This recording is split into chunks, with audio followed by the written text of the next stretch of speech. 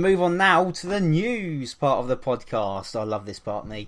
And we kick it off with the Posh Wash. I can hear you laughing, Andy. Posh Wash have announced they're taking 7 drivers to the Bears Bash this year at the Eastbourne Raceway on Saturday, the 4th of August. That's going to be a brilliant meeting. I can't wait to attend that meeting once again. I believe in its 4th or 5th year now, so it's getting on now, actually, at Eastbourne. But as always, hopefully another 100 plus cars on the day.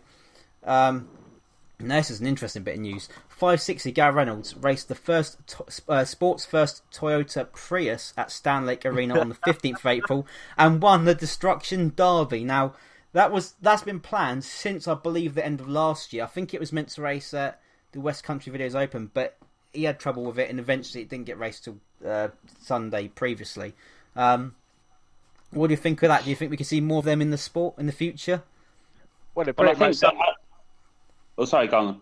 I was just going to say, pretty much summed it up when he turned around and said that he was going to race it at one meet, and then it's taken him months to get it back out for another one.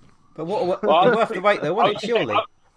I was just thinking how many people were annoyed it won the DD, because if there was one car people wanted to see destroyed, it ended up being the one car that was the last one. This is the problem, right, of these Toyota Priuses. I think they're ugly cars. You think, oh, it's good, we're smashing them up, but I don't want to see them at a banger track. People see them as a banger. Yeah, but the way I look at it is, if they're not on the roads being cabbies, clogging up the whole of London streets, not having a clue where they're going, the best place for them is on a racetrack. Bring it on. And can I just say as well, it's more cars on the track. Yeah, so that's true. I don't really mind, to be honest. And it actually looked better as a banger, in my opinion. Yeah, it looked better than it looked better than a Toyota, not Toyota, a Ford Focus. I think a Ford Focus is an ugly looking banger. I've got to say it. I've got to get that from my chest. I do. I think it's an ugly looking banger. This is why I'm saying hashtag bring back Mondeos. We need more Mondeos.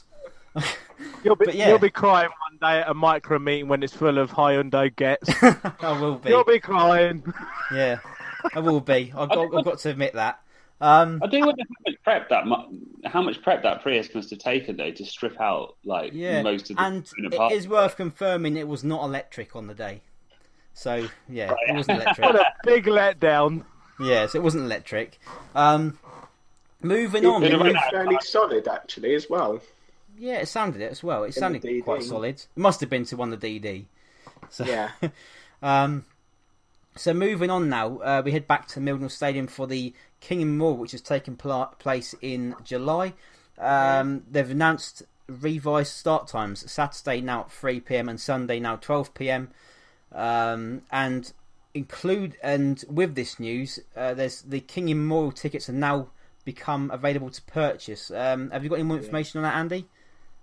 Yeah, I'd like to start by saying, for all those who rang the Speedsworth office on Monday, hounding the office staff where are tickets for the Kingy meeting, just to find out they weren't actually released until the Tuesday. I do apologise. It was only going by what news I said.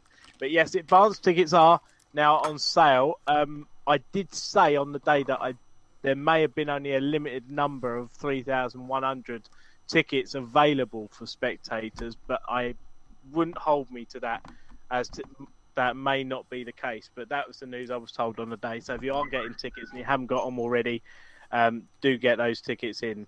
But apart from that, the revised dates for Mildenhall, no surprise there, but it is going to be a full-on night of action. As I said on the night, 190 pre-70 bangers are confirmed. It's fully booked.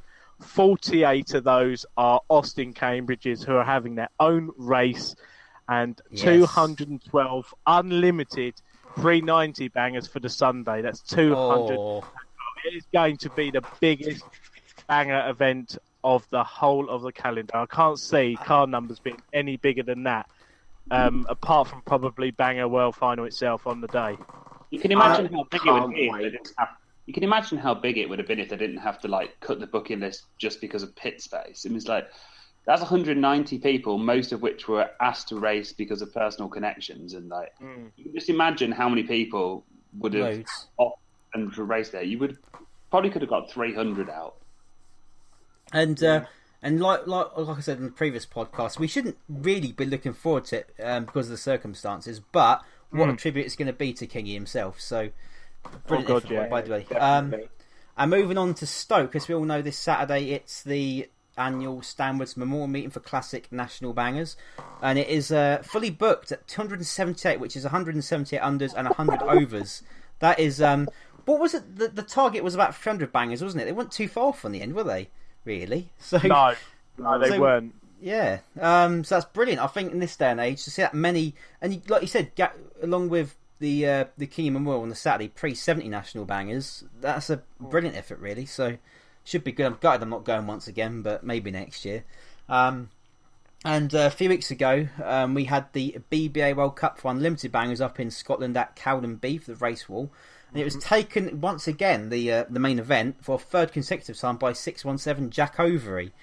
And that was on the 14th of April. So brilliant effort from him. The third time in a row. And I think it's the first time it's ever been done. So top win from that man. Moving now on to some caged news. We've now hit 6,000 likes on Facebook. Yay. So thank you to everybody who's liked the page since September 2016. You did get that right, Andy, as you said in the PA at Mildenhall on Saturday. Yay. Brilliant effort. Next big one is obviously 10,000 Facebook likes. And that brings me on to now, in the celebration of this, we've now called all of you, our supporters, the hashtag Cage Nation. And we've got more of that coming very soon about what we're going to do. Just interact with everyone, really. So we've got plenty of that coming on our Instagram and Facebook page. So, of course, if you haven't already, you can follow us on Instagram, Cage Bangers, and like us on the Facebook page as well. And visit the website, cagebangers.co.uk, for all the latest meeting reports. Thought I'd get that out there. And any other news we've got to mention before we move on? Anything? No, I think that pretty much covers